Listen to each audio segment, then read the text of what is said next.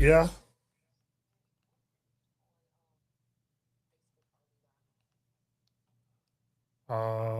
I'm not sure because I'm getting the thing saying one of the platforms have dropped.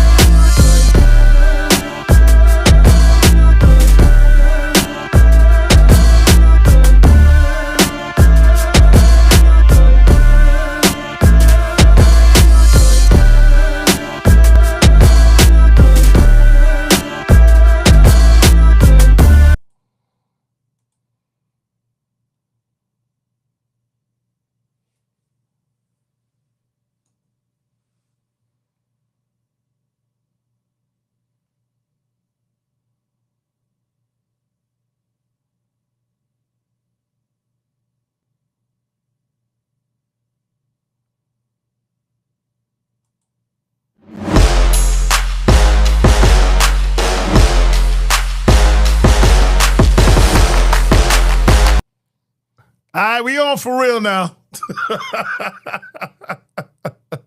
Let me unmute you, girl. What's good, Janae? Hey PK, what's up? How you What's doing? up? Chilling, chilling. Crazy weekend. Yes, indeed. I still got my crazy hat on from this weekend. I can't believe how many different picnics there were this weekend with the schools here in South Florida. So who I feel like sometimes the black people in South Florida gotta just we need a group chat or something because I don't like when so many dope events are in the same weekend and then you have to choose. It's like splitting the baby up. I I know I it's was at so West annoying. Fest and you were at Miramar's picnic, but there was HBCU picnic, American, and all these different alumni picnics and different dope community NMB, where I events. actually went to, Oh yeah, yeah, yeah. it was So crazy. I know it was crazy. But listen, we got through it. Hope everybody had a great weekend. And of course, thank you so much for tuning in and tapping into our special edition of That Pop Podcast 305. We've been doubling up, tripling up sometimes to, give these opportunities for you to hear from some of these amazing candidates. Man, I've never seen so many, really dope candidates have an opportunity to run for office, and we're trying to, run through as many of them, mhm. pause, to give you an opportunity to hear what they have to say. I mean, run through, you know what Not mid drink, PK. I'm about to almost spit my drink. I mean? I'm trying to be politically correct. You feel me? So, and today we have a very special guest, Sheila Sheffilis McCormick, Congresswoman, and we're gonna jump right into it. We will ask that everybody please share this, and because some people it didn't pull up on the That Part Podcast platform. Was that the issue? Oh, no, I was looking for it on Facebook because I've been Oh sharing the yeah, YouTube link on Facebook, but some people have been asking they want to watch it on Facebook instead of leaving a platform. So I was just trying to give some of our viewers over there, just an easier way got to you. watch. So we'll fix that for the next show for sure. Mhm. But please, everyone, share it. Make sure you you like, subscribe, but please share, share, share. We got a good amount of people in the room right now. This is live, and we want to get as many people as we can in to be a part of democracy. That's what it's all about. My name is Papa Keith, the people's voice. My amazing host is Janae Tate from High Low News. This is sponsored by High Low News, Hyperlocal News, news that is dedicated to millennials, brown and black specifically. This is the best platform for you to be able to get in touch with what's going on in your community. And I love it. All right. And of course, the other sponsor is Just Vote, period. That That is part. all about getting our youth also to get involved with democracy and encouraging them to vote. I was a non voter at one time. I see things differently now, and I just try to share that experience and my reasonings through Just Vote period, and give people the opportunity to see why voting is so important. All right. So without further ado, we're gonna get into it, man. Before serving in Congress, she spent more than 20 years expanding healthcare access, creating jobs, and strengthening communities.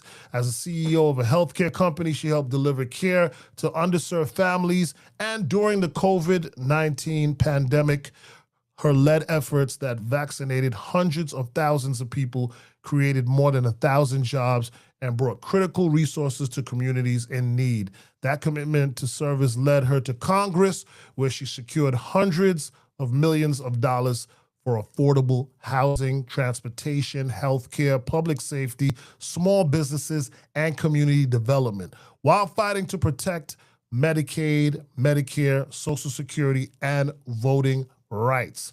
Ladies and gentlemen, I present to you Congresswoman Sheila Sheffield McCormick is our very special guest. Let me get her up front, you know what I'm saying, and bring her to the stage. There she is. How you doing, Congresswoman? I'm good. I'm so happy to see you guys. Yes, man. We're glad you're here too. Thank you so much for taking the time. We know you are on the campaign trail as we speak right now. This is critical time, but the fact that you had enough love and respect for our audience and us to come on, we really appreciate it. Well, thank you for having me. I love seeing you guys. I love seeing you guys transform. I love the platform growing. I mean, this is what it's really about. Our legacy. And I think our legacy politically, people are engaged. That's why we got so many candidates. But now we're taking over our media, which is so important. So we have our voice and our narrative. So congratulations and thank you guys for what you do. Yeah, no, we appreciate it. And you've popped on our show in the past before to help kind of like straighten out some things, right, Janae? Yes, you did. Like you broke down some of the issues that were going on in Congress at the time. So definitely thank you for always supporting Hilo News. And I want to call out, you look really purple in your really cute in your purple and your green. I'm loving the look and the hair. So thank you for, coming, giving the girls a really cute look tonight.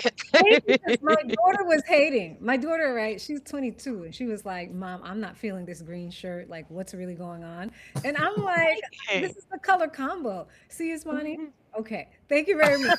But clearly, Clock your I like teeth. colors. No, but it looks good. I feel like life is boring enough. Let me put some colors on. Let me do something a little, razzle dazzle, because you got to deal with Mhm. a whole bunch of gray and boring people and a lot of negativity. So I just like the colors that give the dopamine rush.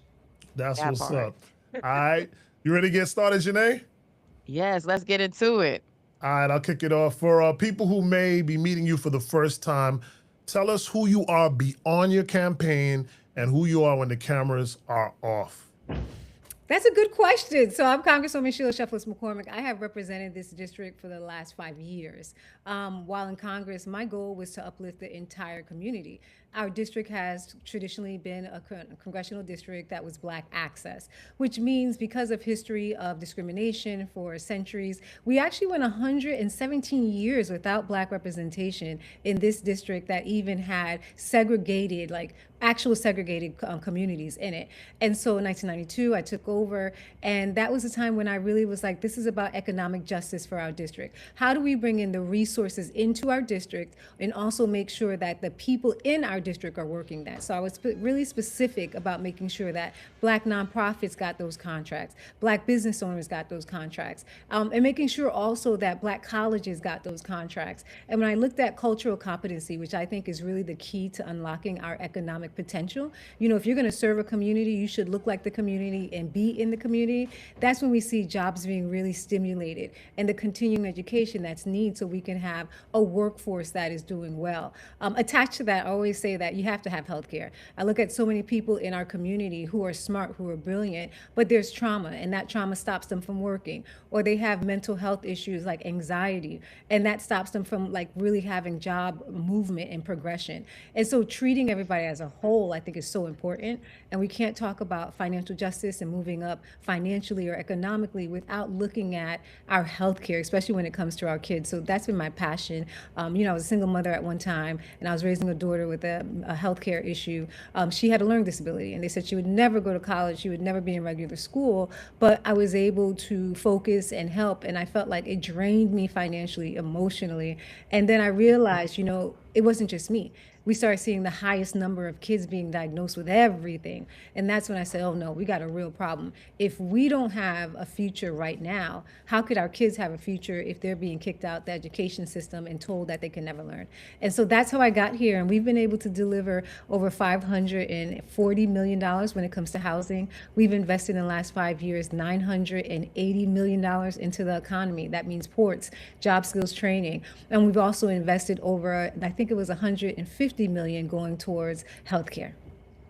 That's what's up. All right. So now I'm gonna just because I want to just kind of humanize you a little bit. You know what I mean?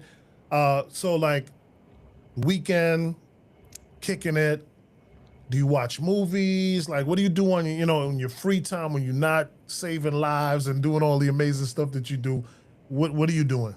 Lock myself in a room and I read books. No, I'm just kidding. Like, so I like to believe I'm a hot girl, and I do hot girl things. No, I really do. I like hanging out. I like people, and I like talking shit. I mean, I can't. I'm not supposed to be cursing, but you guys know that, like, because I be at the parties, I be hanging out, and I think I can sing, but I really can't sing.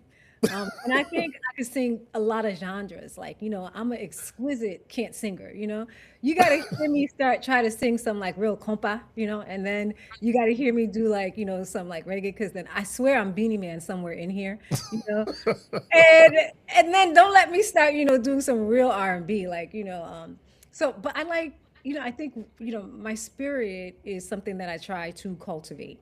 And so I try to make sure that, I'm singing and that I'm letting go, because we meet a lot of people, and you touch a lot of people. A lot of people's energy comes to you. People who actually reach out to me are people who are in need. And that is something that I think is sacred. In the sense that when God allows you to be at the helm where people need help and they're seeking you, we have a responsibility to speak life to them. We have a responsibility to uplift them.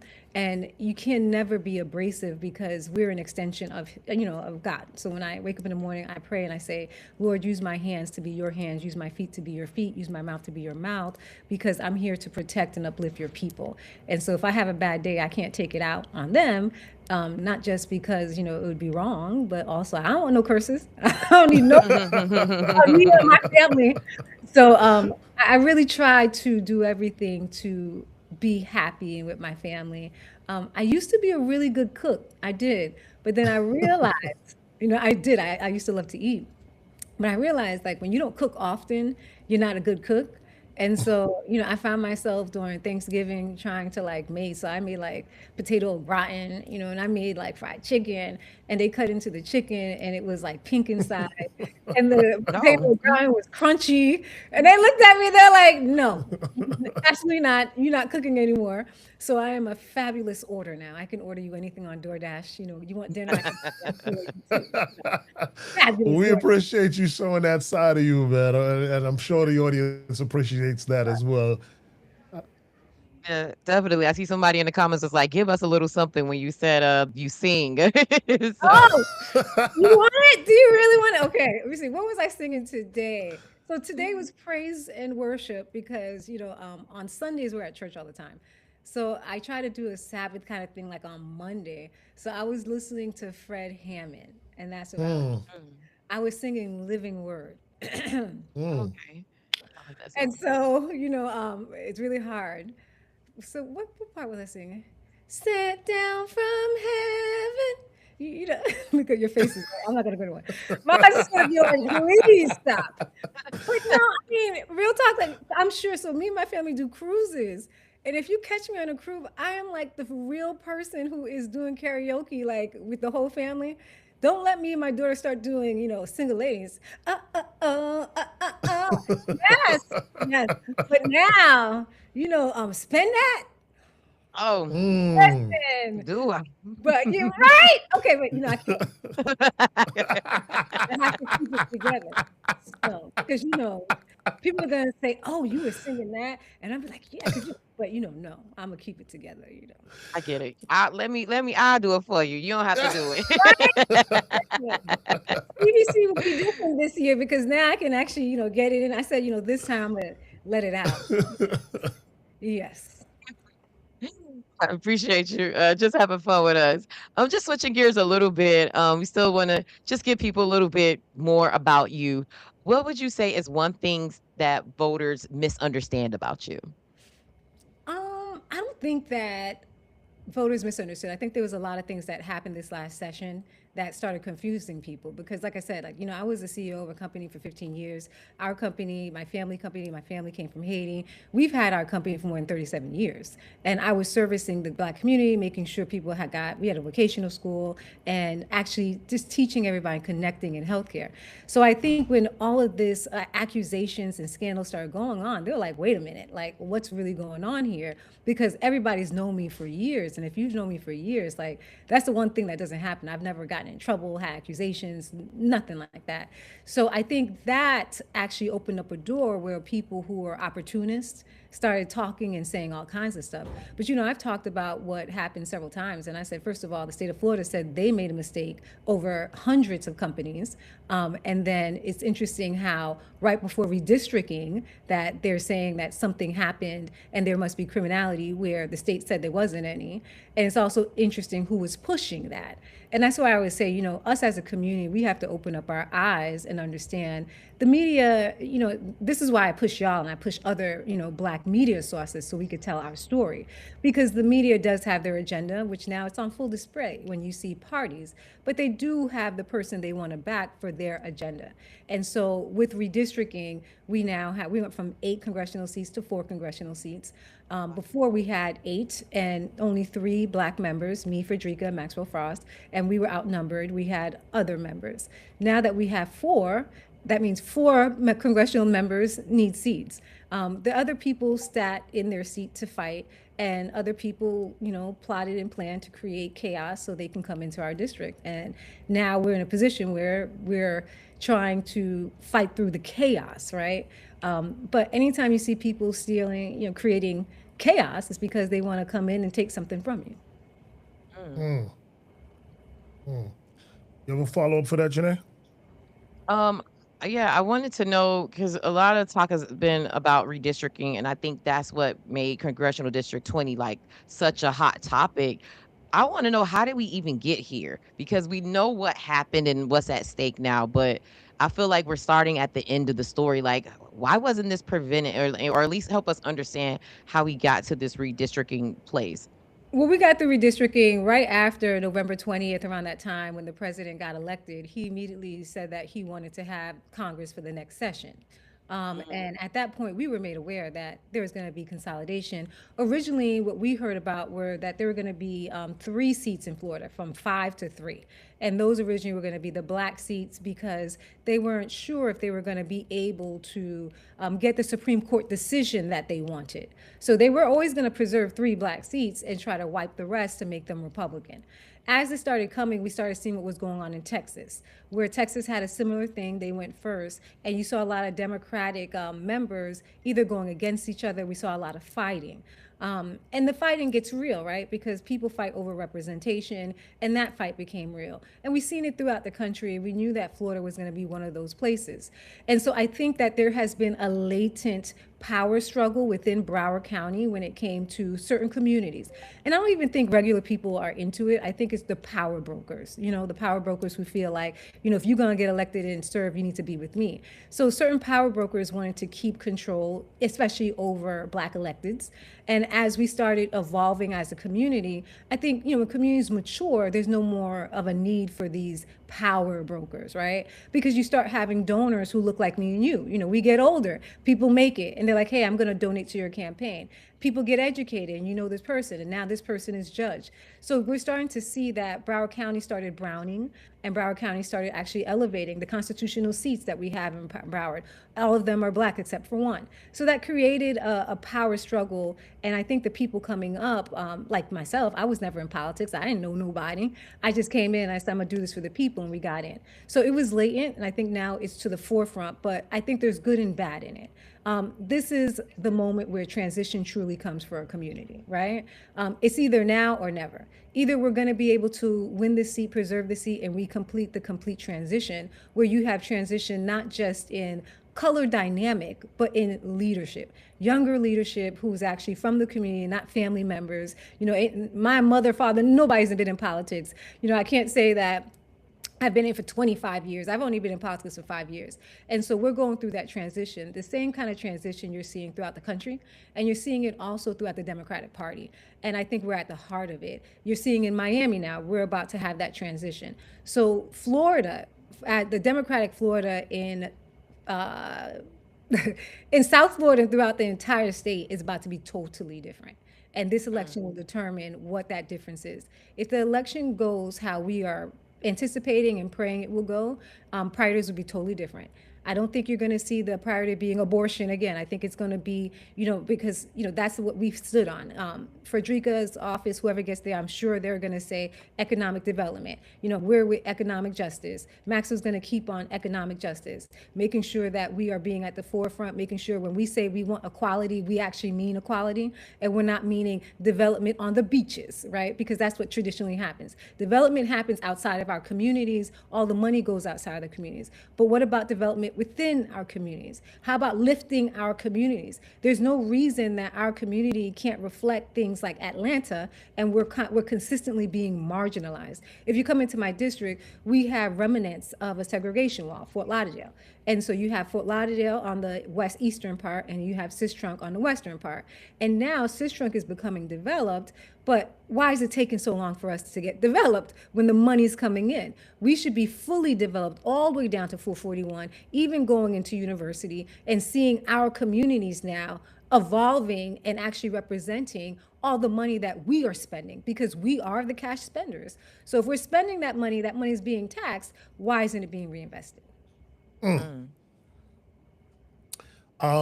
This is a little different. We generally try to ask the same questions for the candidates so people can compare. This is a little different for you because you held the seat, and you had to, you know, from interviewing you before, I know a little bit more, but I don't want to shy away from the audience. You had to let go of the seat. So I want you to explain why you're running back for your seat technically, and why it's so important that you do this.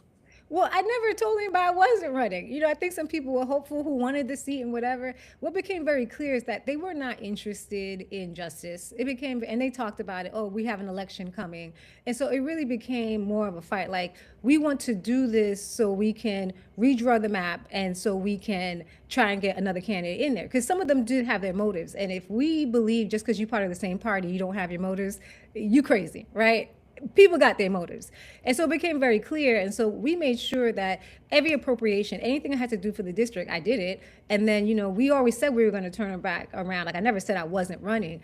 And I'm running because, A, we can't let them win. You know, like, you can't let people falsely accuse you, come after you, and then you say, oh, I yield, because that sets the standard for everybody else. But if we look at what's going on in this country, it has been weaponized politically. When it comes to indictments, accusations, that's the number one thing that is going on right now, especially when it comes to Black women. I feel like right now we are paying the price for the success of Kamala Harris.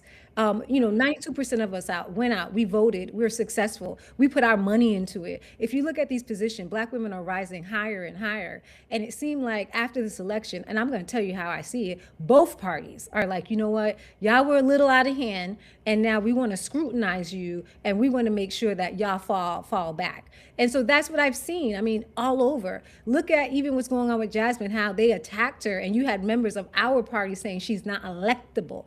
I mean, for the amount of money she's raising, for the attention she's getting, what she's calling out, how dare you say she's not electable? You know, that's back to that cold language. What makes her not electable? If Kamala Harris outraised everybody in a race and she came that close to winning, how dare you say that Jasmine can't win a Senate seat?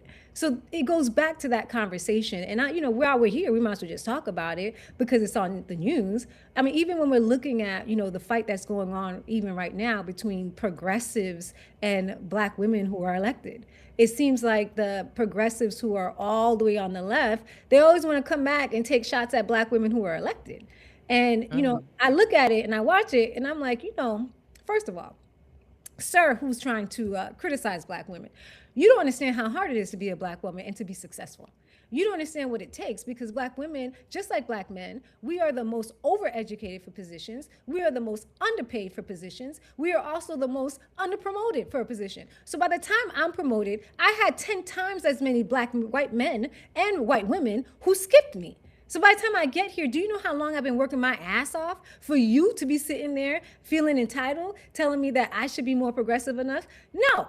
But don't even, you know, because you haven't paid for what I had to pay to get here. You have no understanding. And so I see it and we see it and we talk about it all the time. Black women at this moment are under attack. And this is why I keep bringing up over 600,000 Black women with degrees have been fired in this 1 year. In this 1 year, under the pretense of diversity, equity, and inclusion, as if it was diversity, equity, and inclusion that gave us that job. Absolutely not. We were overqualified to begin with. When we look at Black men, over 650,000 Black men are no longer in the workforce. What is the reasoning for that? And so that's why I keep telling people we got to open up our eyes and understanding. Look at these tickets. This is one of the first times that we have a ticket in Florida. Now, mind you, these seats I just told you, these congressional seats, the number one consistent voters for the Democratic Party are people who look like us. Look at the top of the ticket and who are they supporting? Who are they supporting? They're not supporting our candidates. They are not putting anything behind Angie Nixon. They're not supporting us. They are turning around and saying, we're going to support a Republican. And I say this, mess around if you want to, right? Because we all know he is a Republican. So you were a Democrat for 2 days. Okay, congratulations, right? But when it comes time to vote, who are you going to vote for? The Black Republican or the white Republican? And I told them that because it's true. You know, at this point, we got to invest in the people who are supporting the party. And, you know, it goes back to this is the reason why some people be beefing with me. I don't care. Because if we don't say it, who the hell is? So I'm going to go back and we're going to talk about campaigning. I mean, I have a follow-up, and I guess it ties with the campaign to a certain extent. Just watching everything that happened with your case and following it, for me on the outside looking in, it didn't seem like you got a lot of support from the Democratic Party. So for me, you know, I've had these conversations with my friends and my family of like, why are we so loyal to the Democratic Party? So just given, you know, what all you've been through, do you feel like you got support from the Democratic Party? If so, if not, and like, why run as a Democrat versus like MPA or a different, you know, the Green Party? I don't know, but I'm just like, that we have this loyalty to the Democratic Party, but it didn't feel like there was a lot of support there when you were going through everything. When I was going through everything, I got a lot of support from the Congressional Black Caucus. The Congressional Black Caucus wrote several letters. One of the things they were saying is that this is more so of a public shaming, that it has anything to do with justice. Out of 4 people, whoever, you know, in the congressional history, since this country, 250 years of having the United States, they've only had 4. Out of the 4, most recent were 3. It was myself, Maxine Waters, and John Conyers. And so you mean to tell me everybody else who had real stuff going on and the state in my situation said they made a mistake, y'all never had a hearing, a public hearing? So it's more of a Black public shaming. And they actually wrote a letter to that extent, which the media never wanted to cover, right? Because we don't own the media. So they never wanted to cover that. And, you know, somebody asked me about that. And, you know, with my friends, because we got a good amount of younger CBC members who you guys have seen, we've met. And we had conversations about this. And one of the things I always say is like, you can't let the crackheads take over the barbecue. And I say that because, you know, we all have, for real. So it's kind of like this. We have family reunion, right? We all got family reunion and everybody got a crackhead, you know, and you got a crackhead cousin who comes up in there. They're going to bring their friend. What am I going to say? Oh, I'm not going to the family reunion. They just want to be smoking crack every day. Then you know what's going to happen? The crackhead's going to take over the family reunion. No, we got to stay there and be like, you ain't smoking crack today, boo. We're not doing that here. You got to hold your ground and fight until you transition. And right now, we are fighting until we transition. So good luck on trying to get rid of me. Good luck, because I got stamina, right? So we're going to fight you night and day. Hope you keep up. The Lord on my side, and we're gonna go. We're just gonna keep on going because one of us is gonna get tired. And y'all looking like y'all 85 years old. And I got money on it that you will be tired before I am. And so we're just gonna keep going until we take back our party. As long as we are voting here, we will take it back. And when I meet a lot of men, especially black men, most black men are MPs. And I started asking a lot of black men, even my officers, they're like, they're MPs. I'm like, no, change that right now, because if you're an independent or an NP, who is the leader of your party? Bernie Sanders? When the last time you see Bernie Sanders come over here talking about black issues? So you're just gonna go ahead and give Bernie Sanders your support? So I always talk about, we gotta be intentional about what is our act of rebellion. Our act of rebellion has to give us real results. So I rather us start bucking back and talking now and challenging who the party's supporting, challenging what is our policies, than us just sitting back and saying we're going to switch over and have no really political posturing of power. Thank you for breaking that down. Yes, we appreciate it. Before we, talk about the issues and, some other issues, I should say, because we've touched quite a few issues, tell our audience what exactly is the job of a member of Congress, and tell them what you can and can't do. Okay, so in Congress, we have legislative powers, and you also work as a team. It's very much a team effort, which for me was a little difficult when I first started because I'm an executive. I'm used to being an executive, making decisions and pushing through. But you learn how to do as a team effort. This Congress has been a little different with this administration. And this Congress, we've had to be able to not just legislate and build relationships and coalitions, but now we've had to take the fight into the streets. So a lot of town halls to educate the people. What we do and have recognized with this administration, when the people start pushing back, they will change course. So we've had to be able to know how to organize and mobilize. The way I've navigated that is that I've had over 200 town halls. I'm the only one in South Florida who was doing a lot of in-person town halls. Nobody else was doing it. Now I understand a little bit why, because you get stalkers and death threats and whatever, but it's necessary. To motivate people, you can't do that over the phone. You really got to get in their faces. We've also been doing that by a lot of people right now, especially in churches, and our communities are so ethnically diverse. They don't really have the civic understanding of voting, holding people accountable, even early voting, little things that we take, civic engagement. They don't really understand it. So I've been going to the churches and doing civic education in English, Creole, Spanish, just to make sure everybody's getting organized so we can start building up our power. And the third thing we've had to do is actually be able to fight in the courts. That has now become part of our job. So if you're not fighting in the courts for the community, so we fight with Joint SEIU, we wrote amicus briefs there. Amicus briefs are letters to the law, letters to the court. So before this, I went to law school, so I have that background. And we've also, one of the biggest accomplishments that my office has been able to do, we wrote an amicus brief for the TPS decision, especially in the lower courts. And so a lot of people were talking about TPS from the lens of humanity, which I agree with, right? But the truth is, these people don't care about humanity. And so I was like, well, we need a narrative that is our narrative. And as a Haitian American, our narrative, how we see each other and ourselves, we really do see ourselves as hardworking, educated. And so we got the stats, and I wrote the letter, and basically I was like, look, if you actually deport Haitians, 350,000, of which more than 150,000 of them live in South Florida, so that's between Miami and Broward County. If you were to deport them, that would be economic sabotage. Economic sabotage because these people hold all these positions and jobs you need to be trained for. For example, 100,000 of them are in healthcare. The average training is actually a year to 3 years. How are you going to replace that if you just get rid of them? The airports have Haitian people. So we got more than 98 members to sign on to that amicus brief. And the lower courts actually referred to our amicus brief 7 times. And so now if you see, the argument has changed into an economic argument, and now Republicans are more open to that, that's because we actually did that. So Congress now is becoming more dynamic, where even they're telling us to take out about insurance policies, because if you get sued or something happens, you got to defend yourself with an attorney. But that is where we live right now, in this toxic environment that is hyper extreme, that everybody's just doing all kinds of crazy stuff. Wow. If reelected, what are the top 3 issues you like to focus on during your time back in Congress? It's going to be continuing the work, especially when it comes to economic development, economic justice. And I keep hammering that out because, we talk about, jobs being taken away. We talk about the economy and the cost of living, right? And we all remember, I think a lot of people forget how the cost of our food and everything skyrocketed. It actually skyrocketed with this tariff war. If you remember that tariff war. So a lot of companies started increasing their prices for tariffs. But we had a court that overturned it. Once again, that's fighting in the courts, and we got it overturned.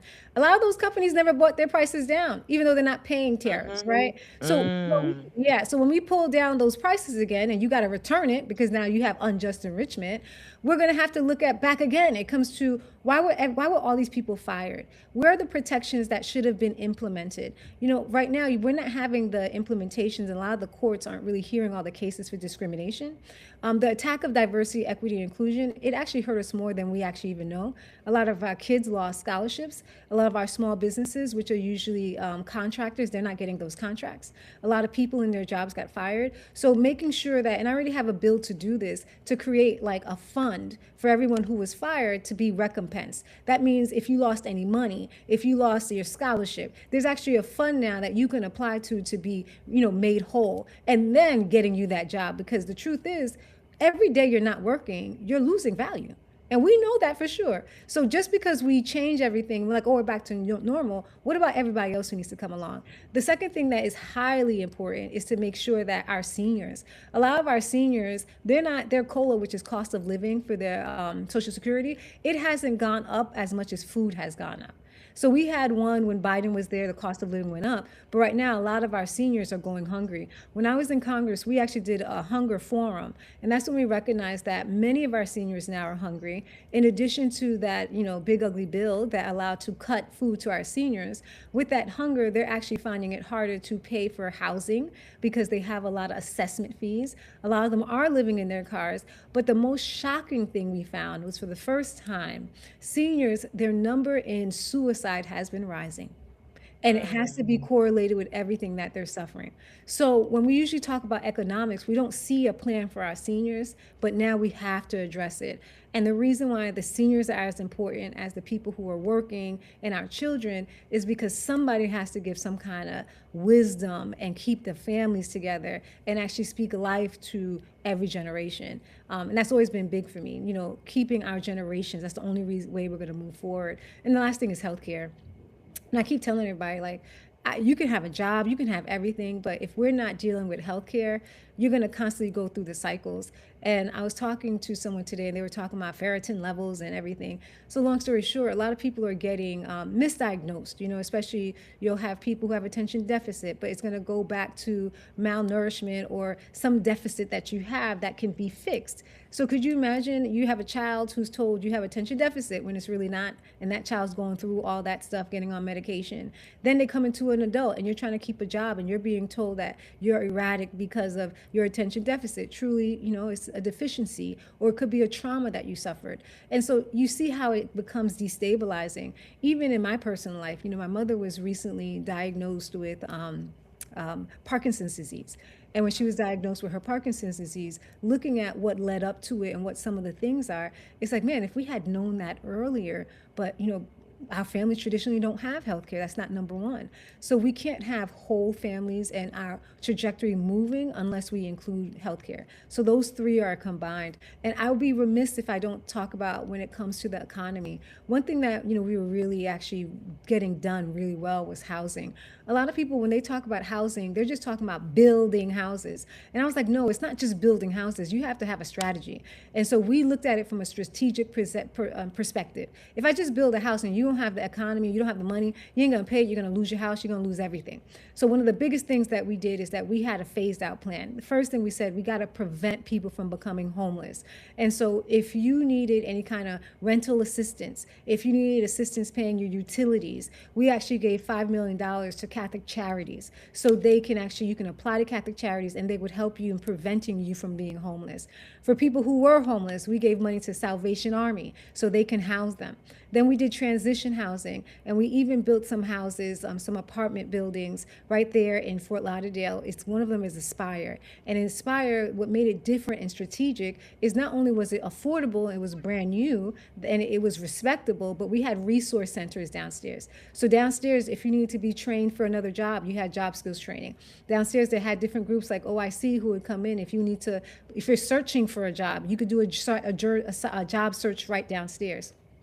If you're trying to get your credit ready so you can buy a home, we had all the resources built so you can prepare yourself. And then in the finality, we would give different cities money for their down payments. And so let's say you did everything and now you're like, you know what, I'm gonna buy me someplace in Tamarack. We had a great program with Tamarack where one of my biggest accomplishments with housing, there was an older lady who was in Section 8 all her life, and she did everything, went through it, and she bought her first condo in Tamarack. And we gave her $50,000 towards her down payment.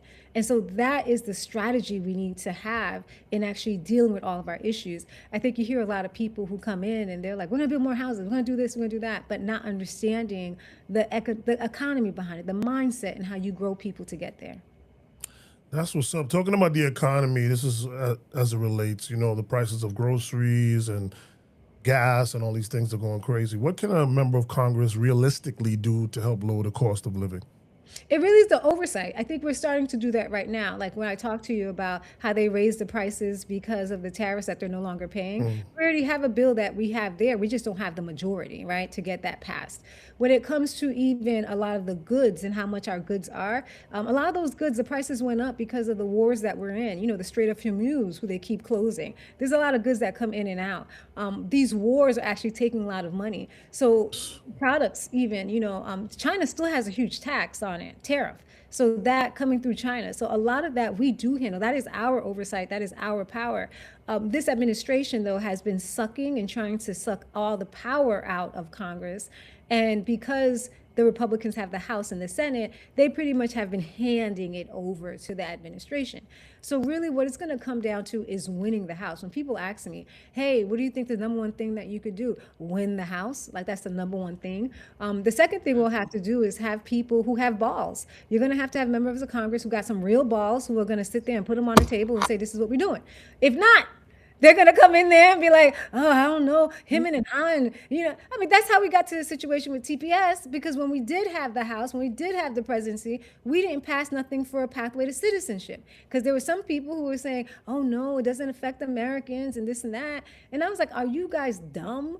Do you not understand everybody who's in the United States, they had an American sponsor? So I tell people that for every 350,000 people they're trying to kick out and you think they don't have a vote, there was a sponsor who sponsored them. There was a loved one who put money behind them. That person's going to go and vote your ass out. So you better wake up and see what's going on. So I think you're going to need you need newer people who are willing to fight. And I see that now, and we're close to it. Like right now in Congress, most of the people who are there are 5 terms and less. And you see it like when you guys came, there's a lot of younger people. So you're going to start seeing more transition as they transition themselves out, and you're going to see real progress. That's what's up. I agree with that last point, especially as younger people get into office. My next question is around transportation. It continues to be one of South Florida's biggest challenges. Can you tell us about some of the work that you've done in Congress to improve rapid mass transit in your district? So my first committee when I came into Congress was actually transportation. And so we brought a lot of money in and did a lot of great programs, especially my district that included Palm Beach. One of the biggest programs that I think was fabulous is that not only did we put more money towards the Tri-Rail that takes people, and that allows you to be able to work in Miami or in Palm Beach and to get all the opportunities, but we also put money and had a partnership with Uber and Lyft. So Uber and Lyft will cover a certain amount so you can be able to go back and forth. That was really important with some areas where the bus isn't working or it's getting late and you need to go back and forth. So that was something, that a partnership that we loved and we thought it could work. I think, and it was kind of a test. You know, you put the money in through our community projects, and it was successful enough that I believe that we can get a line item. So when you could take your Uber and your Lyft there, it covers a certain amount and it'll take you directly home. And because, you know, buses are great, but they are outdated. That's the truth of it, right? And so I think we can have more flexibility and have more nuances. We brought in a lot more money also when we were looking at even Brightline, even though Brightline has had some issues. But I can tell you with Brightline, you know, we forced them to hire a lot of people in my district. So if you even talk to them, as Brightline is going up and down, I love seeing my girls. I call them my girls and people in my district because, you know, they're mine. And I always say that I know my girls and my people in my district because anytime I see somebody with lashes and 22 inches bust down, I said, you belong to me. We belong together, right? Like, you know, like you are mine. So when I see them working on Brightline, I said, those are my girls. But I think Brightline did do a good job in hiring from the community and creating those opportunities. And that's really the oversight. So with the Biden administration, we put a lot of money into transportation. We put a lot of money into making sure that those contracts were coming down into our businesses who are servicing it. But the big blockade is the attack on diversity, equity, inclusion. But that's going to end.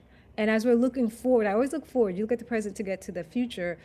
Those companies that were brought on who were let go, we need to recompense them too because those people had a contract and they were fired for something that was beyond them. It was political.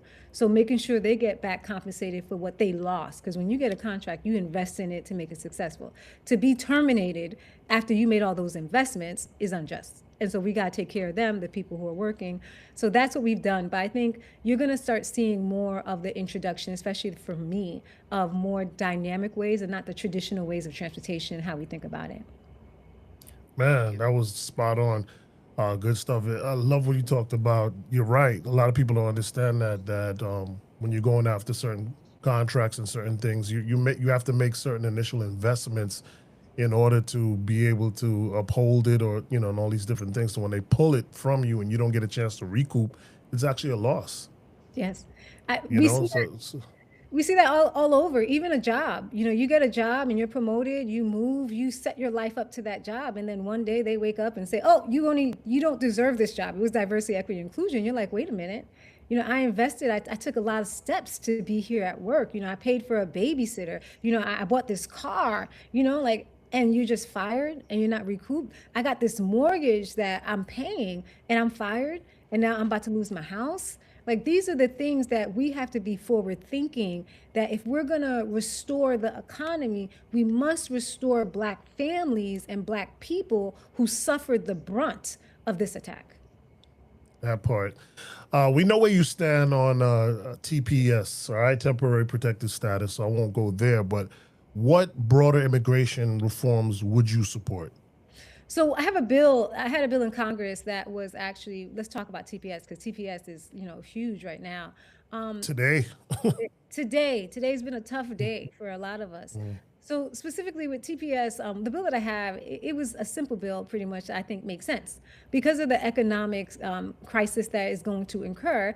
I said, well, why don't we just do this? We will train Americans, put money back into training Americans for these jobs, and allow them to become green card holders and to start working, you know, continue working. And that actually helps both people, right? It's a pathway to citizenship and it actually educates the population. Because most people, if you want to work, they don't have the training. But then at the end of the day, we have to, once again, have a real pathway to citizenship. I think this pathway to citizenship fight has to end. We just need to do what's right. Because if we really look at what's happening in countries like Haiti, especially, Haiti, I think, is a special situation. And it's because we have centuries, decades of the United States meddling and actually playing a pivotal role in taking away from Haiti. You know, if we look at it from the early 90s when they went in and cleared the banks, putting leaders, taking away leaders, Haiti has pretty much been used as a backstop for the United States to handle the entire Caribbean. Even if you look at the destabilization of Haiti with the killing of the president, The guns that are going into Haiti, they all come from the United States. So there must be accountability with the United States.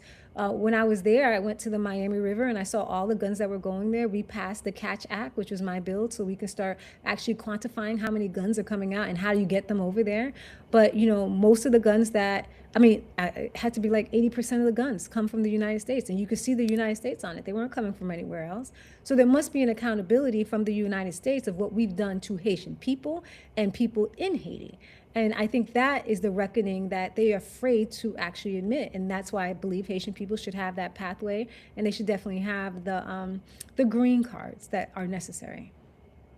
It's almost like, a warning to the rest. So you want to become an independent Black nation? This is what we're going to do to you. It's absolutely that. That has been the Yeah. tradition of Haiti, is a tradition Yeah. of punishing They, Haitians. they bear the brunt of for all of us. Yeah, That's why I've always, it was something strange, man. Even from my childhood, I couldn't understand it. Sometimes, us as kids, I was always that weird kid. Like when I see people pick on people and stuff, I would always want to understand like why. You know what I mean? And I remember, growing up in New York. I mean, I know you're from New York too. I remember growing up. It used to be so rough, on Haitians. You know what I mean? And for some reason, it just never sat well with me. You know what I mean? I understood that they came with nothing, and they were doing the best they can. And people used to make all these jokes and all these different things about about the Haitian people, and I used to have to defend some of them, to be quite honest with you. And I remember, I know I'm going off topic, but this thing is kind of making me emotional because with everything going on with TPS today. And I remember like how I almost felt like I was Haitian that day. I remember how proud I was when Wyclef, went out on the Grammy stage with the Haitian flag. And then from that moment on, I felt like, Haitians were able to be proud. But back in my days, Haitians used to say they were Jamaican, uh, just not to be picked on and bullied. Could you it's imagine having to denounce where you're from? Look how prideful we all are from where we're from, and you have to denounce it because of what came with it. So I've always that's always bothered me, and that's always been something that really frustrated me that Haitian people had to go through. Well, I'm happy you brought that up. So, could you imagine being the only Haitian in Congress when they said that Haitians eat cats and dogs? And when you had members saying that Haitians need to get out this country or they're going to get killed? I remember that day very vividly because when they said Haitians eat cats and dogs and they're criminals and this and that, I was like, what? And then how like when you go to a white school and you're the only Black kid in the class, everybody looks at you and they're talking about you. That's Mhm. exactly what it was like in Congress, where they were looking at me and I'm just, and I had to stand up and say the truth. And, I could say these to you, but I said everybody, I said, have you ever gone to a Haitian restaurant and you see cats and dogs on the menu? Like, what are you talking about? These are just lies that they keep spreading about us, but it's continuous. And as Haitian people, we haven't made it all the way. We still haven't seen someone who's Haitian in the Senate. Me being the first, like you would think there would be somebody else besides me. We did have Mia Love as a Republican, but she wasn't able to proudly wear a Haitian flag like I am, and to talk about my experience and to stand up as a Haitian American woman. But within it, I have been targeted because I'm a Haitian American woman, because I stand up and talk about TPS and what's true and what's right. And I talk against those policies that have an awful stench of racism. And I talk about it from not just the perspective of party, because, like I said, it's not just Republicans. Racism isn't party, it's not a party thing. Racism is a person thing. And to see even some Democrats not stand up for Haitians, to me, I was like, that is wrong. And so you see more Democrats standing up, but the truth is, I believe in fighting for everybody. If, when they were coming after Hispanic people, I was like, absolutely not. Like, this is wrong. When they were coming after Jewish people, I stand up for Jewish people. When when they were talking about they killed one of the people from here who's Palestinian, I spoke up about that. So why is it when it comes to Haitian people, you're afraid to talk about Haitian people? I need you to talk about Haitian people, like say Haitian people, just like I need you to be free to talk about Black women. Why is it so hard for us to talk about Blackness right now, even in this election?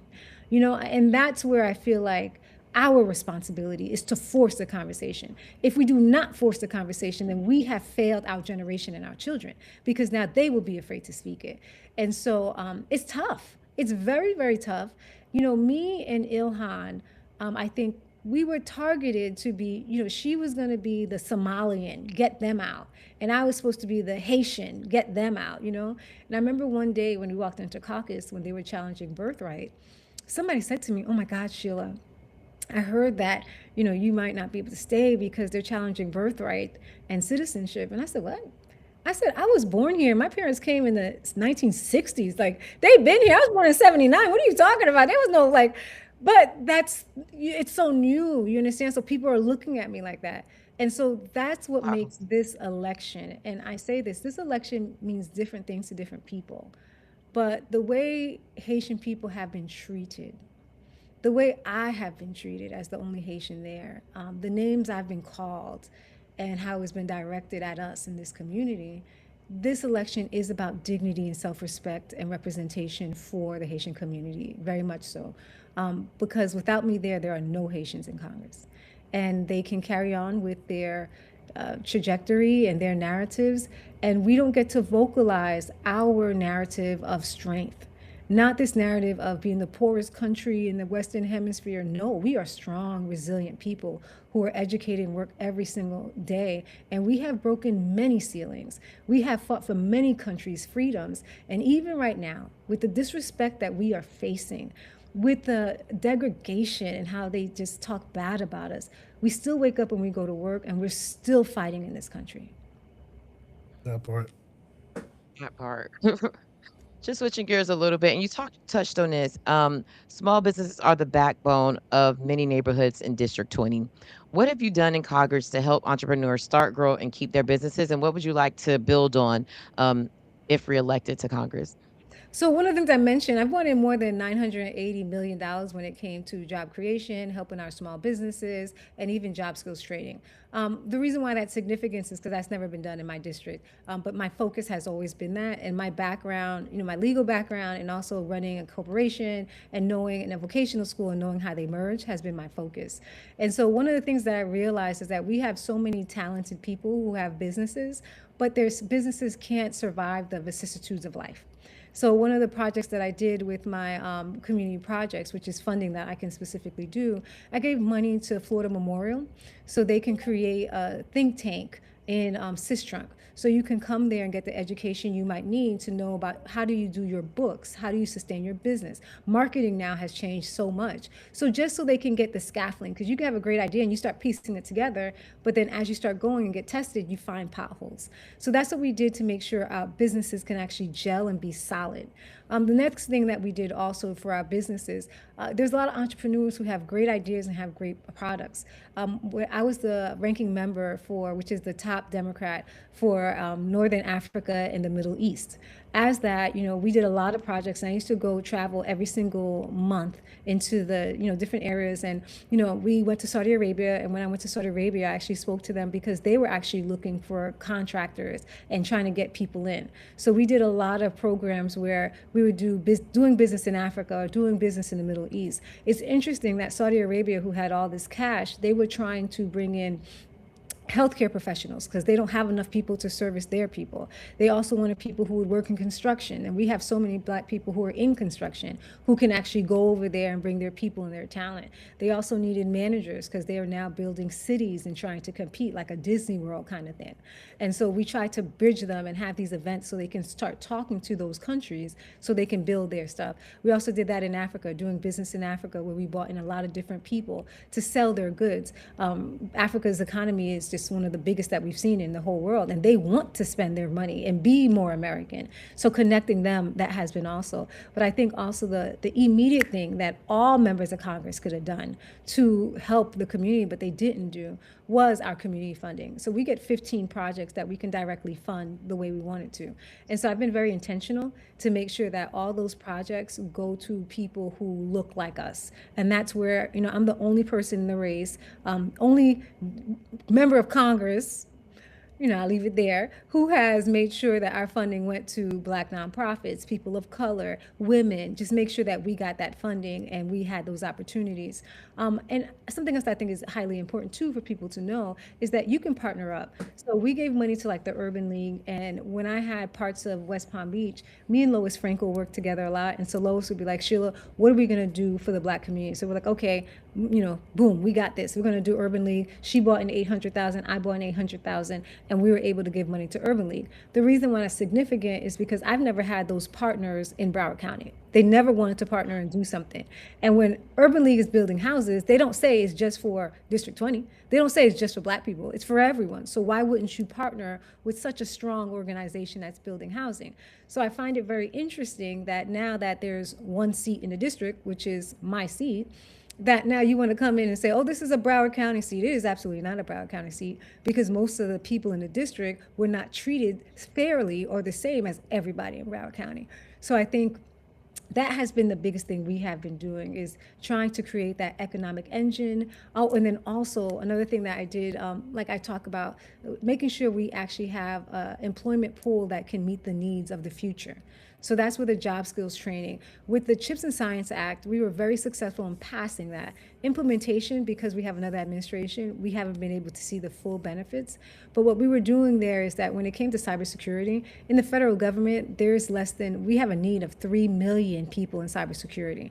And so we were funding that so we could start teaching cybersecurity. Unfortunately, one of the mistakes in the bill is that it went to 4-year colleges. So I was able to pass a bill with one of our Republicans to send it now to 2-year colleges and also trade schools. And what's significant about that is that if we can get that off the ground for cybersecurity, a federal job in cybersecurity, you could get a 16-year-old who can have training for 4 months and then come out getting paid $65 an hour, working from home, okay, and have a clearance, working from home, and have a 401k, have pension. I mean, that would totally change everything.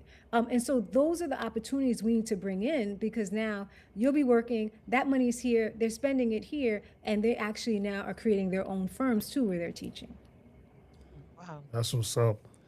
Are we good on time? Because I know we've been vibing for quite a while. We just want to be in respect of your time. I just have one more question, Janae, I wanted to ask her, and Yeah. that's cool. Are you good, Congresswoman? Yes. Okay.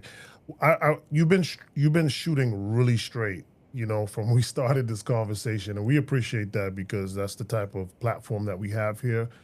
Janae, so we really love it.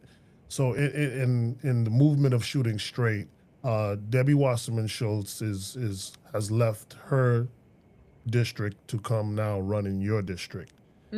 And we have called this the Black District for a reason, right? And some people may not know the numbers. You probably know them better than me, but 40% of the district are Black people, which is an overwhelming number based on everybody else, right?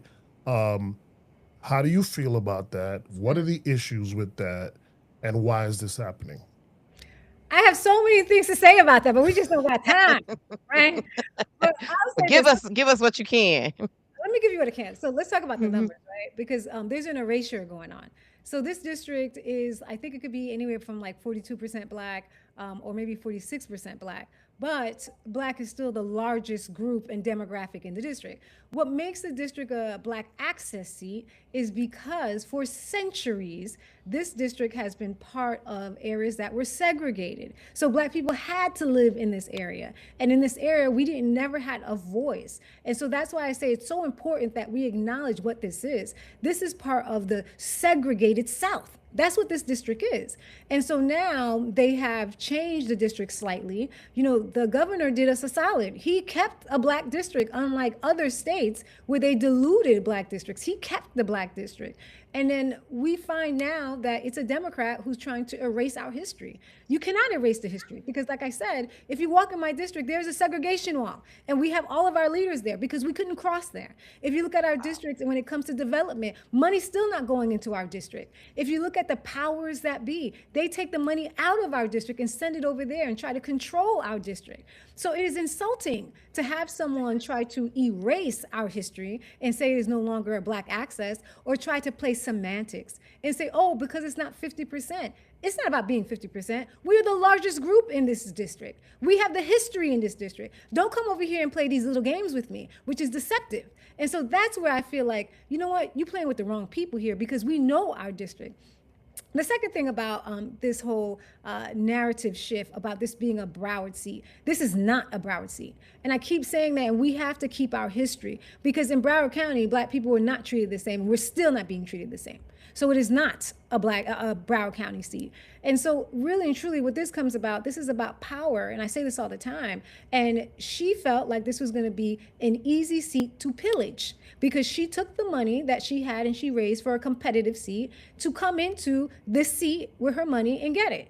And so paying off churches, trying to pay people and buy people, because she thought it was going to be an easy seat. And the one thing I say is that, serving a Black district, serving our district with our history is hard work. Ain't nothing easy here. It's never been easy for Black people. It's not going to be easy trying to lift us for where we need to be. And so for you to leave your district because it wasn't easy for you and to come over here, it's clearly you ain't ready to fight for us. You are going to come and do whatever you have to do with our district to use it for your Western people, to use it for your people on the beach. You're not going to use it for us. Are you going to take a hard vote when it comes to Black people? When it becomes between a hard vote with Black people, will you choose us or will you choose you? And you know how I know who you're going to choose? Because where has your money gone? Your money has never gone to help anything that said Black on it. Never has a dollar come from Debbie Wasserman Schultz for the Black Chamber of Commerce. They approached me. They said when they asked her, she said she don't do it there. But when it came to another group, like a Jewish group, she put her money there. She had no problem doing that. I give my money to Jewish organizations because I have no problem with it. I believe in giving people what's culturally appropriate to do the work. But if you shy away from giving to Black, don't come into the Black district. Let's not pretend. You've never supported a Black elected official. You've never supported a Black business. You ain't never do nothing for us. And then what's even more insulting is to say you already represent a majority minority district. The district you're in, let's talk about that. You never cared about TPS, and you got Miramar. Miramar has some of the largest Caribbean people, largest Haitian people, and they have some of the largest business owners, and you never did anything for a Black business? So if I can't trust you where you were, do you think you're gonna come over here? Hell no. And everybody needs to wake up to that. Let's stop playing this game. Call it what it is. If you want an easy life, you want a soft life, go take yourself back to Weston, because over here, it ain't nothing like that. And so even when everything was going on, I knew she was coming for the seat. All of these attacks, that all came from her. Look it up. Ask her who Stephen Wasserman is. That's her brother who was coming after me. We know what it is. But this is what I said. Fight me in the streets. We in District 20 now. Now you got to fight me here in the street. I want to see you in the hood. Stop paying those people over there and see who's really for you. And I said that. And I said it from the beginning. Fight me in the streets. Because now it's going to be like, this is where it's real.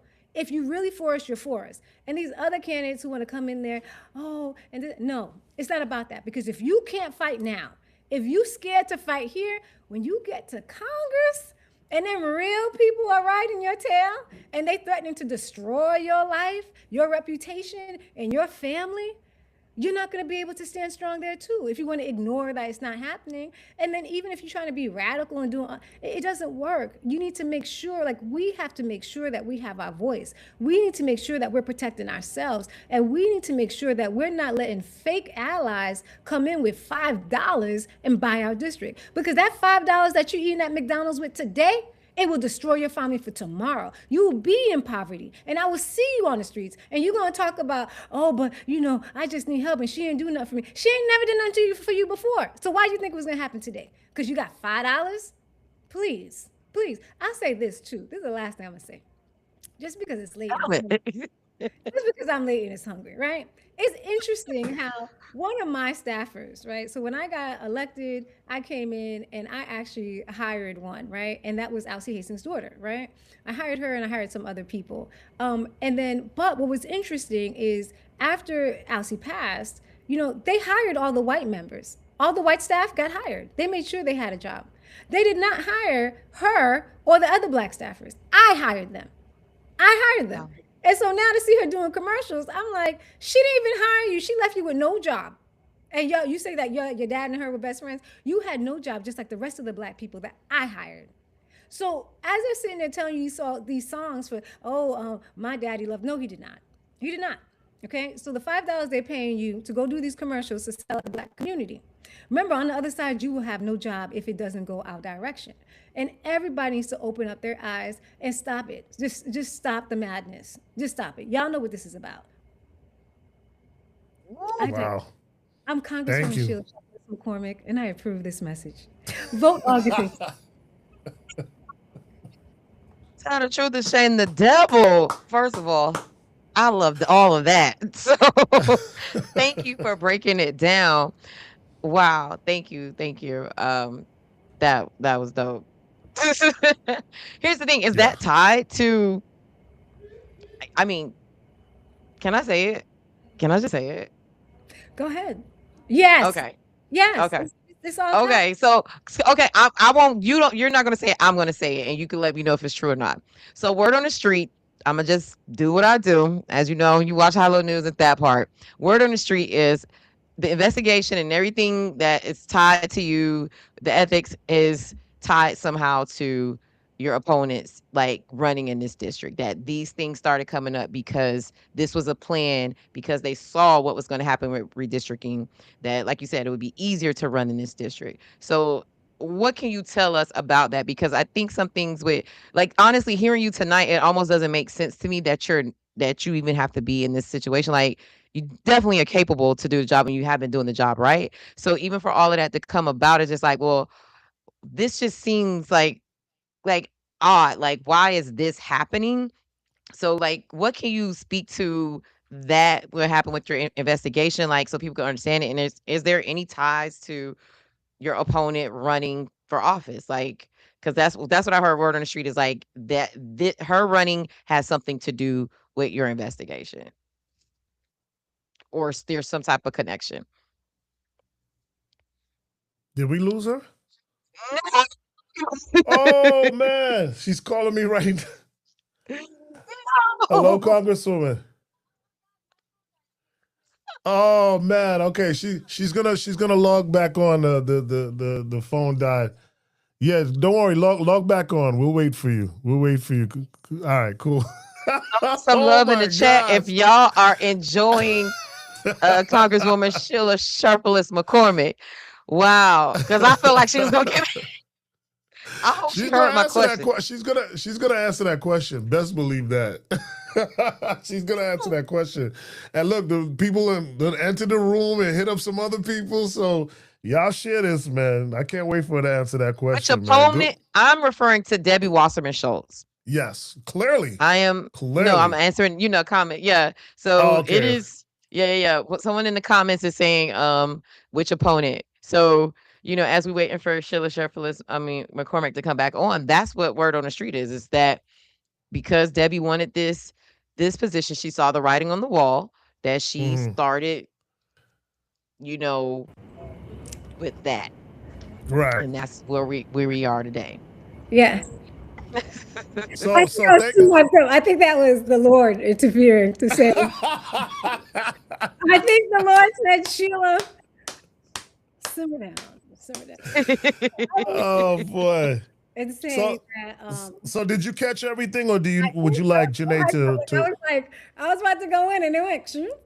So I will say this. It's very interesting that the person who was pushing all this is related to her, is her brother, Mm. right? It's very interesting. It's very interesting how all this came out in the time. It's very interesting that with this mistake, the state said they made a mistake. It was hundreds of companies that nobody was ever prosecuted. They never went over anybody, not one person, because the state said it was a mistake. So it's very interesting that 5 years later, after I left, because in 2021, remember, I was running for Congress. So I was on paid leave. I wasn't even there. That they're trying to say that this happened. So it's very interesting that no one has ever, been prosecuted. They never went after somebody until now. And it's not coincidence. We've seen the character of this person before. The all stakes, whatever I want. And you saw it when it came to the presidential primary, when Bernie Sanders was running, and there was things that were changed to make sure that Hillary Clinton won. So we know the character of the people who we're playing with. And at the end of the day, the thing I always say is that what God has for you, no one can take from you. And so we stand up against opposition and we go forward. And I thank God that, even the pressure and the way they go after you, it's not easy, but I could tell you that the people in the district, like, they're wonderful, the support, the love. And so, regardless of who's doing what or what they're trying to do, at the end of the day, we already got the victory. And I'll end with this. You know, today, we were doing canvassing today, and I went and I knocked on a door. And I was like, hi, I'm Congresswoman, because I want to explain to people what's going on. And this lady said, hold on 1 minute. And she went in and she came back with a book. And she was like, you see that? And I'm like, yeah, it's my name. And she was like, because you're part of a prayer group, and every morning we wake up and we're praying for you because we know the truth. And I said, well, there you go. Wow. But I guess I need that moment to calm down. You see, it works. Yeah, no, we appreciate it. I have calmed down. Oh, So man. can you help us understand like what happened? I don't know legally if you can go into like any I- details. Yeah, because I'm like, and I think that's the thing that I think for some of the voters and some of the people in the community is like we wish we could truly understand what happens because what we're hearing is just doesn't make a lot of sense. And it's like, once I started hearing that part of it about your opponent, I was like, oh, now that makes sense. But Well, before it's just like I don't understand the whole situation, the investigation. Like it never like So there's two things going on. I, mhm. I can explain some of it. So two things were going on. So in ethics, what they were trying to say is that the money that I received, the payment that I received, I wasn't entitled to it, right? They were trying to say I just received it because I had a campaign. So we submitted to them evidence of profit sharing. So profit sharing is like a bonus. Like if you do this, you get a certain amount of profit. And so they said that, oh, they felt like I should have had a contract. And I'm like, a contract? First of all, I'm Haitian. And, Haitian people, I've been working with my family for more than 37 years, 15 years. Like my parents are old. I mean, they live in my house. So what contract are we really doing? So there's no contract. But we showed them all the breakdown from the accountant of how if you did this, you got this percentage. So we showed them all that. But they said, no, it should have been how they would have a contract. And they said, oh, aren't you and your husband lawyers? Like, you should just see the arrogance in what they were saying. The second thing, so that's what they were saying and they were doing, but we even told them that there's no need for this to be public because what you're going to do, people are going to run and say I was found guilty, which is exactly what they did. And that was to taint the jury pool and to taint everybody into thinking that, I was found guilty, even though these were violations that was separate. When it comes to the other thing, what happened was the state of Florida said that they made a clerical error, and they made the clerical error all throughout COVID, everything. Our original contract was for 21 million. They paid out 14 million. They were saying 5 million was a mistake. There's a discrepancy, right? 21 million, 14 million, 5 is a mistake. So there's a discrepancy, and they handled it like a contract. That's why there was nothing that ever came, because if there's a discrepancy. But then on the other side, now they're saying, oh no, there was some kind of legality and they put all these things that we stole. There was never any stealing. Nobody ever took anything. And in fact, at the time, I was running for Congress. I was even there at that time. And then the payment that I got paid out more than half of it even before any mistake happened. So how is it that you guys are putting this story out and saying all this and that, but there was an end to it, right? It was politically motivated for what we're seeing now. And I told people what was going on before it was happening. And I think people didn't want to. Remember, I called Papa Keith and I was telling everybody, so listen, this is what's happening. This is why.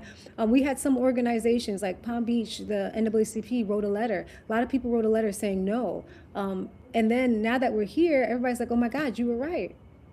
I was like, well, yeah, you guys have known me for a long time. When have you heard me come and tell you, hey, this is what's going on? Like, if I'm sounding the alarm, there's a reason.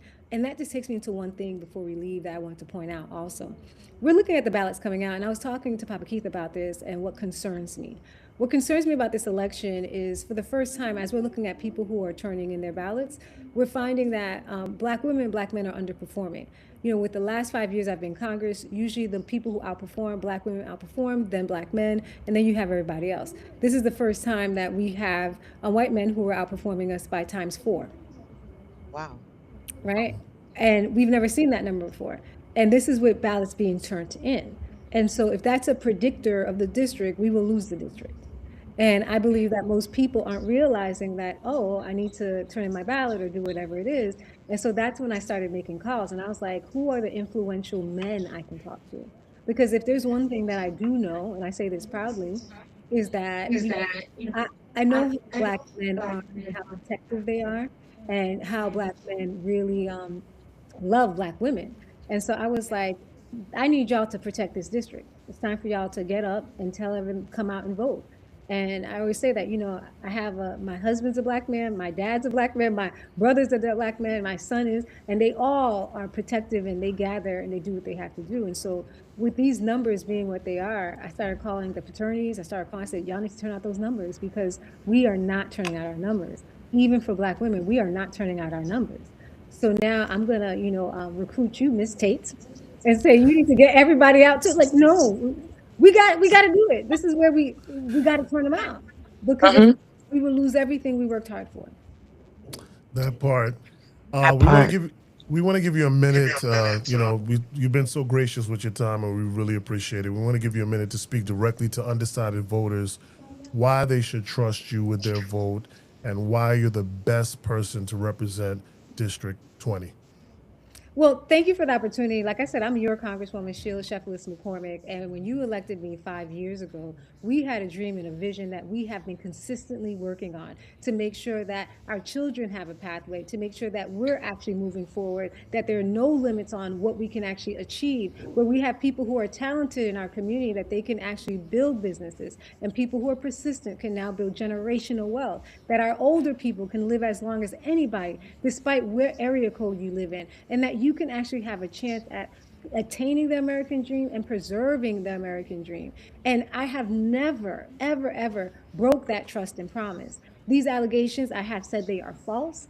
You can see the evidence in my work and what we have done for the past 5 years. Before that, I had 17 years as a CEO, and we've never had an issue. And what this is really about is to stop us from the progress that we have been making. And at the end of the day, we can complete the job that you sent me to Congress to do by re-electing me. So I humbly ask for your support so we can continue to kick butt and take names. We have been fighting and winning, and I am battle tested. I have not flinched. I have not cowered. I've continuously been taking them on and tearing them down. And this is the final front for us to take the control and the power for this district and make sure that we actually realize the economic justice, the healthcare justice, the environmental justice.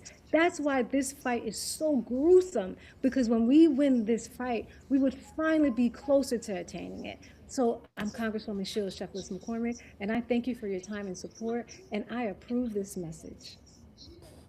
Better come through. Thank you guys We so don't much. have favorites, but y'all see what it is. We can't tell y'all who to vote for, but I think y'all need to run this interview up and run that through the district because this was amazing. Thank Um, you Yeah. so much for your time. Thank you guys for all that you guys do. I'm so, so proud of you guys. You guys will take over. We will say screw CNN, screw Sun Sentinel, and y'all will, and y'all will just take it up for real because we need to own our narrative. So thank you so much for your hard work. Keep on going. You guys make me proud every day. Thank Thank you, you so Queen. much. All the best to Thank you in your campaign. All right. all Thank the you. best. Care. All right. That is Sheila Sheffield McCormick Hey, right there. Mm. I like her. Look, y'all vote for. We're not telling y'all who to vote for. You got the information. You do what you want to do. But her energy has always been A1. And I know we were running long on time, and I hope she could Yeah. could hear this and see this. But I just want to give her flowers. And I'll say this: she was the first Congress person that I've met, U.S. Congressperson, that actually had a conversation with me, treated me with dignity and respect, connected me with her team, gave us access. I met her at a small business luncheon at Congressional Black Caucus back in 2024, right before the presidential election. Her team was like working with all the small businesses, like helping us to figure out how to get government contracts, especially minority contracts. Of course, when President Trump came in, a lot of those things just disappeared, but she just was like really, really 100 and really helpful. So for me, especially too, to see her like running that, and she's from South Florida, she's a beautiful chocolate woman. She was dressed to the nines. Like it just made me feel proud to be from South Florida, to be from Miami. Like, and so just definitely want to give her flowers. So just on that, like those things that she said, especially about small business, I can attest to that. Like she was in there running that, and there were so many resources in there for minority businesses, and she like really stood on that. So definitely want to give her flowers for that. Like I know that for a fact that she was working in that area for small businesses. That part. I want to join you in giving her flowers. as you know, she gave me the opportunity to come up to DC to actually attend my first Black Caucus weekend. You know, and she invited me to her table. I was literally sitting at the table with her husband, and the other congresswoman from Texas. Um, Yeah, Butch built Betty. What she told the lady? Jasmine Crockett. Jasmine Crockett.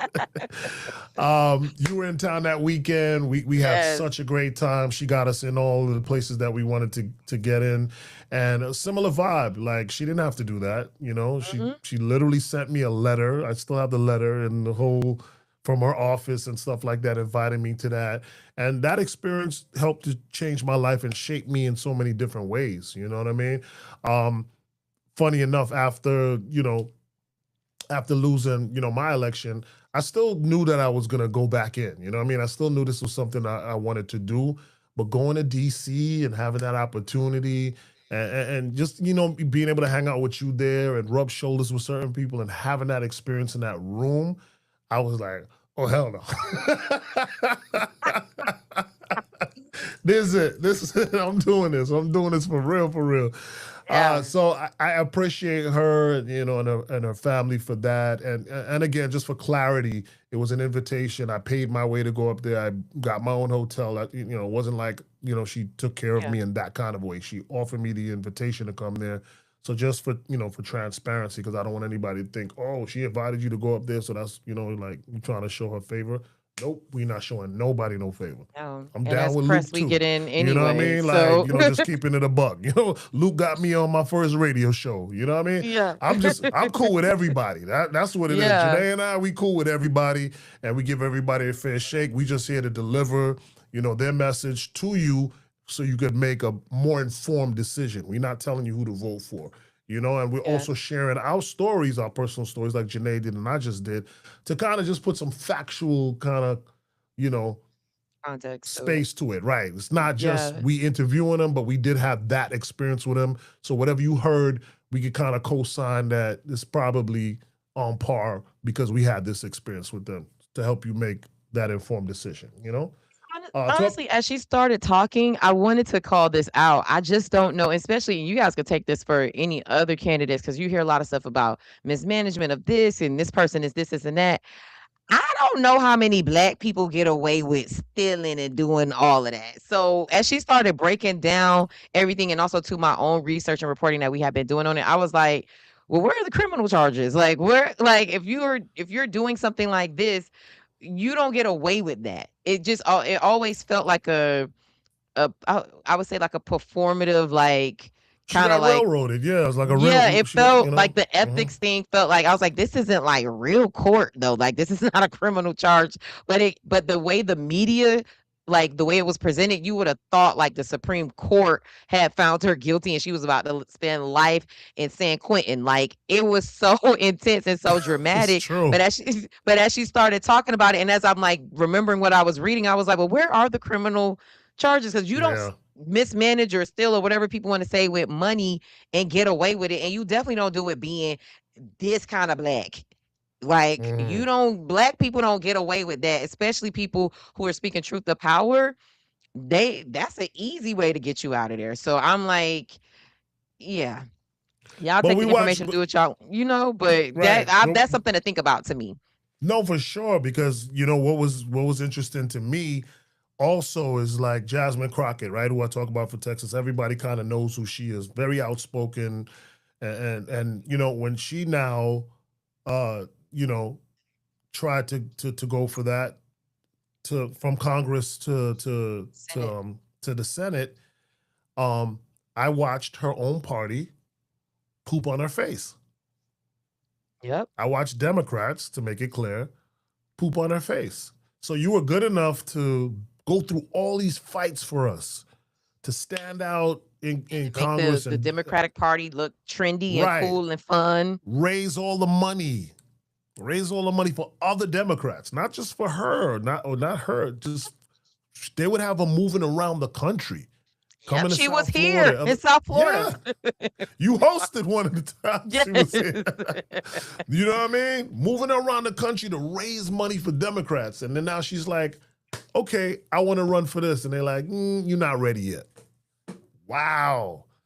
So when she even talked about the stuff with black women, I felt that too, Hmm. and we kind I of definitely discussed saw that. that. Yeah, we had discussed some of that prior, where it was like, remember I would say that to you about black men voting for Kamala. Remember I was saying that Hmm. last year. I was like, Hmm. nobody's talking about that, but there's going to be, and it's unfortunate, but it's a reality. There's going to be some resentment because it just was like so much attention on the black women and the whole women movement.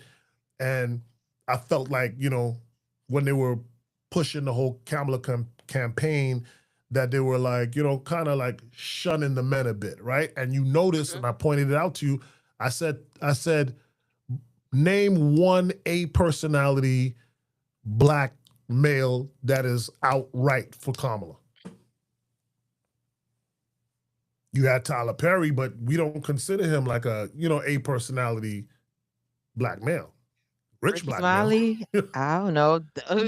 I don't consider him a person. The only one Charlemagne. that I could think of, not even, I don't consider him a personality either. That's my guy. No disrespect. Only one was Plies. You see what I'm saying Okay. now? Mm-hmm. Right. I'm talking about men that there's no femininity in them at all. Mm. At all. There's no question on their femininity because, respectfully, the ones that you mentioned, there's been like little jokes or questions about their feminine side, right? Mm-hmm. Plies, there's no question about his femininity at Yeah. all, ever, right? Yeah. He was the only one. There was no LeBron James. There was no The Rock. There was no, like, I'm talking about men, like manly men that Outside came outside out. of the political world, because I'm like, I know Barack Obama came Yeah, out outside of the eventually. political, Okay, yeah, okay, definitely, okay. definitely outside of the political world. You know what I mean? Mm. So I was watching all of that when this was happening. And it's like, yo, this is not gonna go well. Mm. Even though I supported Kamala, I just knew it wasn't gonna go well. I understood it. I looked at it as a bigger thing. For me, remember, I would even say it's not even about me or men. It was about my daughters. I wanted this for Mm. my daughters because I felt like we got that from Barack. So I wanted this for Kiara, Jasmine, Isis. You know what I mean? I wanted it for my daughters. Zahira, I wanted it for my daughters. You know what I'm saying? And Janaya, because I want to leave nobody out. Did you say Moo? Did I? I said Jasmine, yeah, yeah. Okay, okay. So I understood the significance of that. Yeah. So Very yeah, man, interesting. I this was mean, we good. we we got to do a whole conversation too, because there is a conversation that we need to have as Black people, especially here in South Florida. We're gonna keep it local, funky, or whatever, and even Florida, about the Mhm. Democratic Party and just these parties in general, of how we just kind of blindly go in with whatever they have going on. Also, too, just thinking about what our collective power is when it comes to how the party promotes and what candidates they want. Because here's the thing, I get what she's saying. Like, we've been a part of this party, we built it. Like, we ain't gonna let the crackheads. I love that analogy. Just cracking up on the inside. We ain't gonna let the crackheads just run everything. We've been over here building a house. Like, you don't come in here and get to smoke your crack and run the house. But also too, there needs to also to be, especially with certain political candidates, if they still are in the Democratic Party, you have to empower us so we know how to advocate for you. So if the That party is part. coming at you a certain way, and we're voting in numbers like that, and we want you to represent us, tell us how we need to pull up on them. Tell us who we need to call. Tell Mm. us who DMs we need to spam, who emails, who phones we need to ring off the hook, because there are certain candidates that we want to see elevated within the party that we know represent us. And I've even had this conversation a lot with South Florida Black Democrats as I started like getting inroads with the Florida Democratic Party. They're like, they don't come down here and use us as surrogates. They don't use us, but we have the ear to our community. We're in, they're like, they should be, talking to us and seeing what's going on, or like elevating us, or seeing like what positions we want to go to. It feels like the Black Democrats have their agenda or their plan, and the Democratic Party overall has a plan, and it's kind of like you could go but so far, but we still want to be in control when it comes to the overall agenda of what we're doing, even though we really need your votes to be able to have power. And I think there is a conversation that we need to have as family on how we want to move forward within this party. If we're gonna stay over here, what's that gonna look like? But we can't just be doing all the work like slaves and not having any benefits when it comes to the power. I'm just so sick of it. And if Florida wasn't a Yeah. closed primary state, I would go back to being independent because that's what registered at 17. Even back then, I was like, I don't even identify with any of these. None Right, of right, this right. is really me. But because we have a closed primary and I would not be able to participate and be a super voter like I am, I chose to be in a Democratic Party. But let's be clear, if I didn't have to, I probably wouldn't be. Here's the kicker that she gave us tonight. She said, "Are you Mhm. going to vote for the white Republican or the black Republican?" When she said that, Ooh, when she said that, boy, oh I my wish I had a man. microphone to drop right now. I was Hey, like, shots. and here's the thing though. I feel like we'll vote for that black Republican. We gonna say, well, he got a little son. Cause his thing, if he give us one little inkling that he a little bit cool, we ain't gonna go with the white man. Let's be clear. Let's be clear. Unless he's like over, like, yeah. Ooh, we gotta have a Well, whole. We gonna have a whole. hopefully What? next season we'll have that up. Next season we'll have next series we'll have that opportunity Yes, to we will. talk to Byron both Donald. Ooh, that's to gonna be talk so fun. to the black Republican or the white Democrat former Republican. I want to That give him part. his respect. And, You know and what also I'm saying? too, just want to give a quick shameless plug before we get off of here. Wednesday we'll be doing a special edition of the That Part podcast. Papa Keith is now confirmed to be my special guest at Politics and Chill, happening this Wednesday from 7 to 10 p.m. We're going to be doing a special recording. We won't be live, but we're going to do a recording. You guys will be able to see that episode the following week of We That Part can't do it podcast. live. Oh, we can. I wasn't sure if you wanted to do it. We could I go want to do live. it live, man. Let Yeah, let's okay go then. live. We doing it live. Look, we changing it live. We're gonna But do y'all it pull up. live. See this conversation that we just had, plus even more like the conversations that we have at the kitchen table, at the barbershop, and the beauty salon. We're having it at Politics and Chill. Well, It's can I free can I can entry. I plug it for you? Mm, Can I plug a Yeah. little bit, and I'll let you close it out. But let me plug it for you.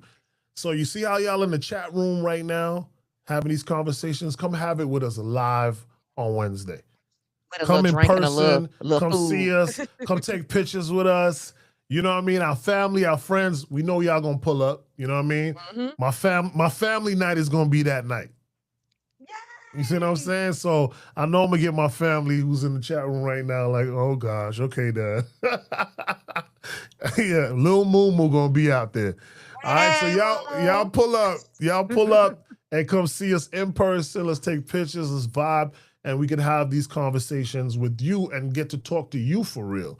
And you've Mhm. been following us through this whole journey, so now you'll have an opportunity to to be on the platform. And all right, Definitely. let them know the rest. Let them know the rest. Thank you. No, that was great.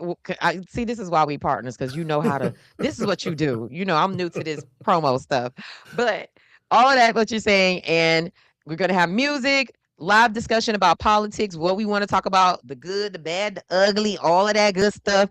But these candid conversations that we can have it in a person. Also, network. Me and Papa Keith in person. Shout out to CoSpace, who is our venue sponsor. Shout out to We Shuckin' Restaurant is our food sponsor. We're gonna have some black-owned liquor brands there as well. So it's a night. It's to vibe. It's to have these conversations in person. To love on y'all. Also to just thank y'all as well for supporting us through this political season. Also too for supporting High Low News through this political season. So y'all make sure y'all pull up. And also too got to give a huge shout out to Tammy Mullings, TV and Business Solutions, who's been helping me plan these events and get it together, and our volunteers and our dessert sponsors. We're gonna do a post and thank everybody, but just wanted to give that quick information. Y'all pull up, pull up, pull up. It's going to be a good time. It's free 99. I've been seeing all the RSVPs. It's limited space, so make sure y'all RSVP. And we should probably clip this up and make this a commercial to post tomorrow too.